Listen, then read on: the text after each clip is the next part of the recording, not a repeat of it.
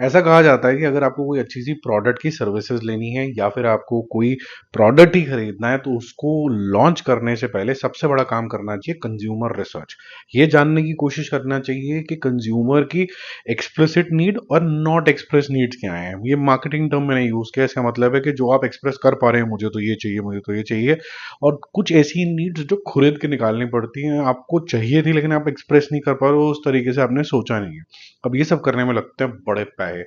जो film makers होते हैं बड़े, वो क्या करते हैं कि ऐसे बस छोड़ देते हैं, शुरली, इसको बोलते हैं शुरली, शुरली से निकलती है इनसाइट्स कि अगर मैं बजरंगी भाईजान बनाऊं तो 2 बनाऊं तो क्या होगा। ऐसे ही बाहुबली कंक्लूजन हो चुका है, लेकिन पोस्ट कंक्लूजन, प्री कंक्लूजन अगर मैं करूं तो क्या होगा। तो ऐसे ही कुछ सिलसिला चल रहा था कि बाहुबली 3 भी आएगी, बट इन बिटवीन एक अनाउंसमेंट आ जाती है कि बाहुबली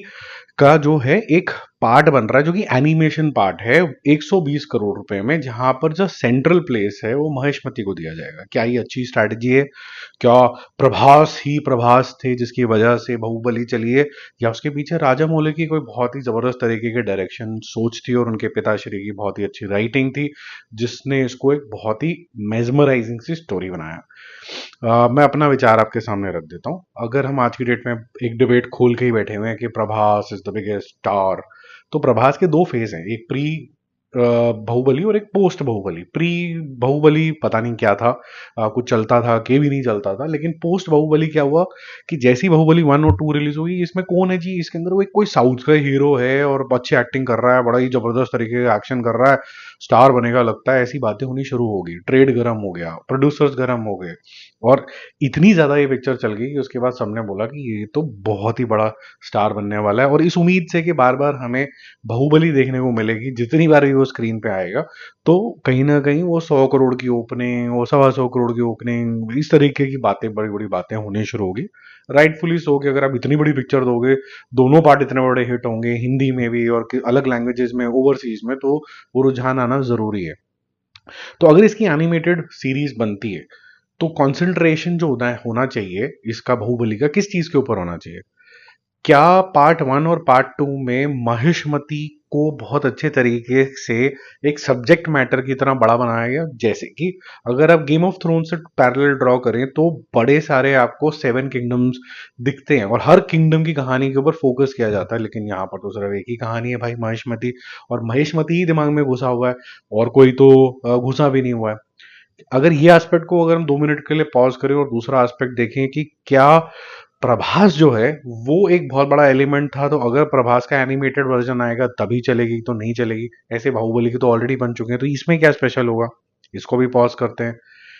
तीसरी चीज ये है कि अगर बाहुबली के अंदर कंक्लूजन हो चुका है और कोई हमें कॉज नहीं दिया गया कि अब मैं क्या देखूं इसके अंदर, क्योंकि हो गया, बन गए राजा साहब, बन गए ये राजा साहब, वैसे उनकी एक पिक्चर भी आ रही है, तो राजा घोषित कर दिया गया प्रभास, अब क्या देखूं, कोई कंफ्लिक्ट तो एस्टैब्लिश किया नहीं गया, और महेशमती में तो सारे जो इंसान है वो सुपरमैन है, सुपरमैन तो चट्टानों को हिला देता है, तो फिर क्या करें?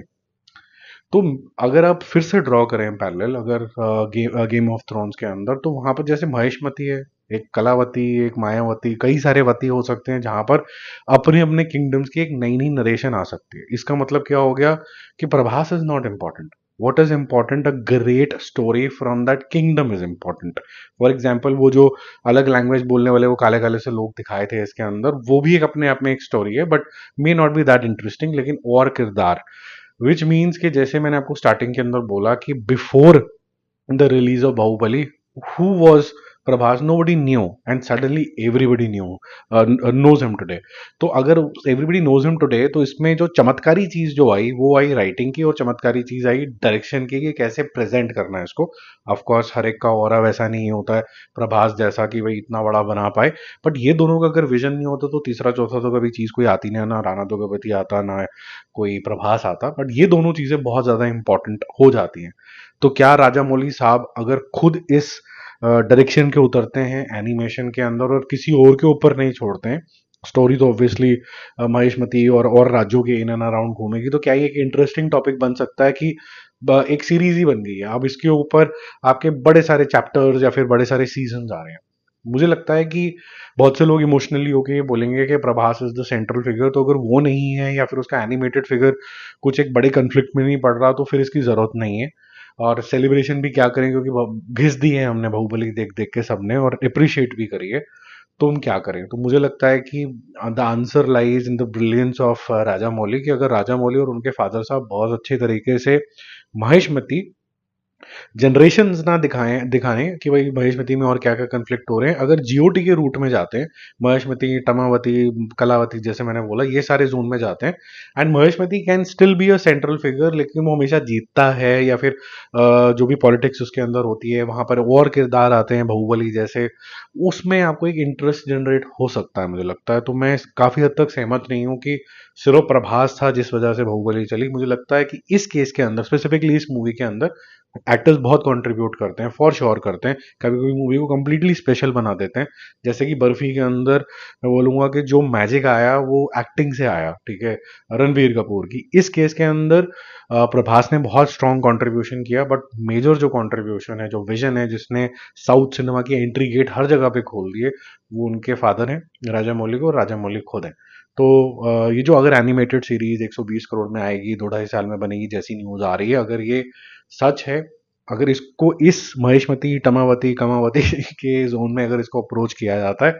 It can be a good thing. और भी कैरेक्टर्स इसके अंदर निकल के आएंगे, और जो भी कैरेक्टर थोड़ा सा भी पॉपुलर हो रहा हो, देयर इज एन अपॉर्चुनिटी कि आप एक और बाहुबली के जोन के अंदर देन 3 4 निकाल सकते हो। That can be a prequel और a sequel, doesn't really matter. उसके अंदर ऑब्वियसली आप अब प्रभास को तो नहीं ले पाओगे, अगर, क्योंकि इसका टेस्टिंग टाइम पीरियड भी 4 5 साल होगा। तो बाहुबली होगा, लेकिन शायद वो थोड़ा सा बुढ़ा बाहुबली होगा इन प्रभास की शक्ल के अंदर, और उसका जो सन या फिर ग्रैंडसन होगा वो कोई और होगा, लेकिन उतना ही स्ट्रॉन्ग कैरेक्टर लेना पड़ेगा, स्लाइटली यंगर, क्योंकि तब तक शायद खुद 50 साल के प्रभास हो जाएंगे। मेरी ये फीलिंग है इस टॉपिक को लेके। आपको क्या लगता है, कमेंट करके जरूर बताना। Bye bye.